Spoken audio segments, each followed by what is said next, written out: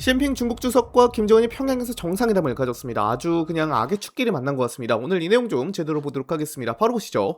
6월 9일에 시진핑 주석과 김정은은 평양에서 정상회담을 가졌는데요. 조선중앙통신 보도에 따르면 두 나라 사이에 고위급 왕래를 통한 전략적 의사소통을 더욱 긴밀히 하고 정치, 경제, 문화 등 각 분야에서의 교류와 협력을 보다 확대 발전시켜 조중 관계 발전에 새로운 장을 열기로 합의했다고 보도했습니다. 여기서 양국 정상이 내달 북중 우호협력 조약 체결 65주년을 계기로 쌍방의 기념행사를 개최한 데도 의견에 같이했다고 하는데요. 시진핑 주석이 북한을 방문한 것은 무려 7년 만입니다. 시진핑 주석이 방북을 한 것은 6월 8일부터였는데요. 비행기 타고 평양 순안공항에 착륙하자 김정은과 리설주가 박수와 환한 웃음으로 시진핑 주석을 맞이하였습니다. 김정은이 직접 공항에 나가 영접하는 최고 수준의 의전을 보여주었죠. 이때 시진핑과 김정은이 어떤 걸 합의했는지부터 좀 보자고요. 일단 북중 간의 밀착이 점점 커지고 있습니다. 당장 시진핑 주석은 이번 방문을 계기로 신시대 북중 관계에 대한 최상의 설계와 전략적 지도를 강화할 것이라며 북중 관계가 시대와 함께 발전하고 양국은 물론 양국 인민에게 더 큰 복지를 가져다 주도록 할 것이라고 했는데요. 이어 중국과 북한은 모두 공산당이 영도하는 사회주의 국가라는 점을 강조하고 북중 전통 우위는 양측의 공통된 이상과 신념, 투쟁 목표에 뿌리를 두고 있으며 깊은 역사적 축적, 견고한 정치적 기반, 끈한 정서적 유대가 있다고 덧붙였습니다.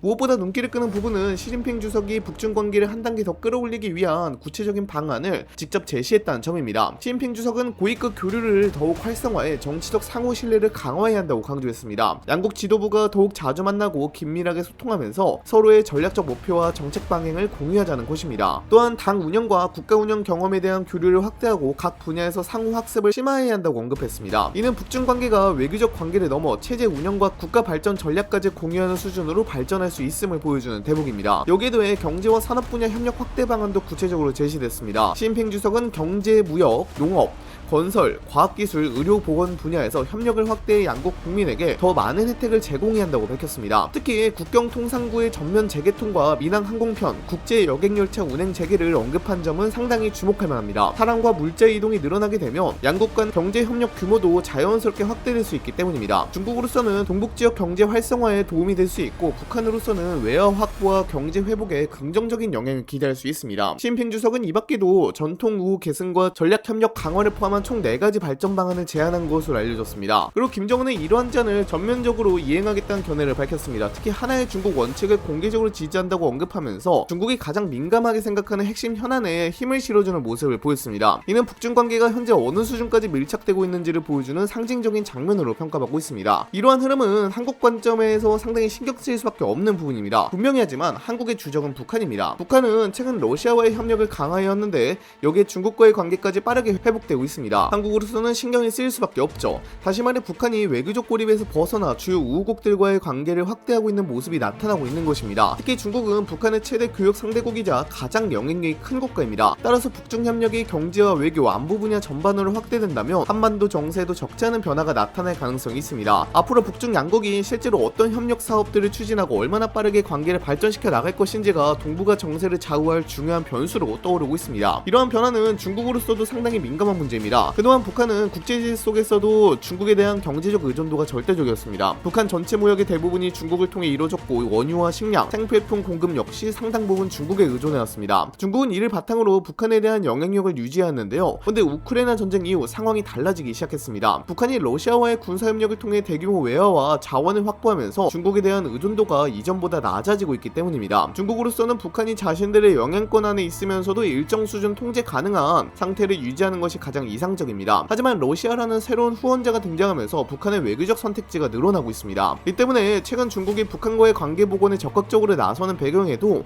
이러한 전략적 계산이 깔려있다는 분석이 나오고 있습니다. 실제로 시진핑 주석은 이번 정상회담에서 경제와 무역뿐 아니라 군사와 안보 분야까지 교류 확대를 언급했습니다. 고위급 교류 강화와 전략 협력 확대를 강조한 것도 같은 맥락으로 볼 수 있습니다. 북한이 러시아 쪽으로 지나치게 기울어지는 것을 방지하고 중국 역시 한반도 문제에서 영향력을 계속 유지하겠다는 의도가 담겨있다는 평가가 나옵니다. 한국으로서는 더욱 복잡한 상황이 전개되고 있습니다. 북한은 러시아를 통해 실전 경험을 축적하고 있고 중국과는 경제 협력을 확대하고 있습니다. 한쪽에서는 전쟁 특수를 통해 막대한 자금을 확보하고 있고 다른 한쪽에서는 경제적 숨통을 확보하려는 움직임을 보이는 것입니다. 만약 이러한 흐름이 계속 이어진다면 북한은 핵과 미사일 개발뿐만 아니라 재래식 전력 확대화에도 더 많은 자원을 투입할 수 있게 됩니다. 실제로 최근 북한이 드론과 인공지능, 전자전 체계, 정찰 자산 개발을 강조했는데 강조한 이유도 여기에 있다는 분석이 나옵니다. 특히 우크라이나 전쟁은 북한군에게 예상치 못한 기회를 제공하고 있습니다. 과거 북한군은 대규모 병력을 보유하고 있었지만 현대전 경험은 사실상 없다는 평가를 받아왔습니다. 또나 러시아 전선에 투입된 병력은 드론 운용 방식과 전자전 환경, 정밀 타격 체계, 현대 포병 전술 등을 직접 경험하고 있습니다. 현대전에서는 과거처럼 병력 규모만으로 승패가 결정되지 않습니다. 드론과 정찰 자산, 실시간 정보 공유 능력, 전자전 수행 능력이 매우 중요한 요소로 평가받고 있습니다. 북한은 이러한 전쟁 양상을 현장에서 관찰하고 있으며 이를 군 개혁과 무기 개발에 적극 반영하고 있는 것으로 알려졌습니다. 더 우려되는 부분은 북한이 확보한 기술과 자금이 향후 대남 군사력 강화로 이어질 수 있다는 점입니다. 북한은 최근 자폭 드론과 무인 정찰기 개발에 상당한 관심을 보입니다. 우크라이나 전쟁에서도 드론은 수백만 원짜리 장비가 수십억 원 규모의 전차와 방공 체계를 무력화하는 사례를 보여줬습니다. 북한이 이러한 기술을 대량 생산 체계와 결합할 경우 한국 군사 시설과 주요 기반 시설에 대한 새로운 위협으로 발전할 가능성도 있습니다. 지금 북한은 러시아를 통해 전쟁 특수를 누리고 있고 중국과는 관계 복원을 추진하고 있습니다. 경제와 외교, 군사 분야에서 동시에 움직이고 있는 것입니다. 이러한 흐름이 지속된다면 북한의 전략적 입지는 과거보다 훨씬 강화될 수 있습니다. 그리고 그 영향은 한반도에만 머무르지 않고 동북아 전체 안보 환경에도 적지 않은 변화를 불러올 가능성이 있습니다. 그러므로 지금 벌어지고 있는 북러 밀착과 북중 관계 회복은 별개의 사건이 아니라 하나의 흐름으로 함께 바라볼 필요가 있습니다. 중국이 북한과의 관계를 강화하려는 아주 큰 이유 중 하나는 동해 진출과도 연관이 있다는 말이 나오고 있습니다. 특히 중국은 오래전부터 두만강 유역 개발에 큰 관심을 보여왔습니다. 중국 동북 지역은 넓은 영토와 산업 기반을 갖추고 있음에도 불구하고 바다로 직접 진출할 수 있는 통로가 제한적입니다. 그런데 북한의 나선항과 청진항 등 동해안 항만을 활용할 수 있게 된다면 상황이 달라질 수 있습니다. 중국 물자가 북한 항만을 통해 동해로 진출하게 되면 물류 효율성이 크게 높아질 수 있기 때문입니다. 중국으로서는 새로운 해상물류 통로를 확보할 수 있고 북한은 항만 사용료와 물류 이익을 얻을 수 있게 됩니다. 또 다른 이유는 미국의 영향력 확대를 견제하기 위한 목적입니다. 지금 미국은 한국, 일본과의 안보 협력을 강화하면서 동북아 지역에서 영향력을 확대하고 있습니다. 중국으로서는 북한이 안정적으로 자신들의 우호 세력으로 남아있는 것이 매우 중요합니다.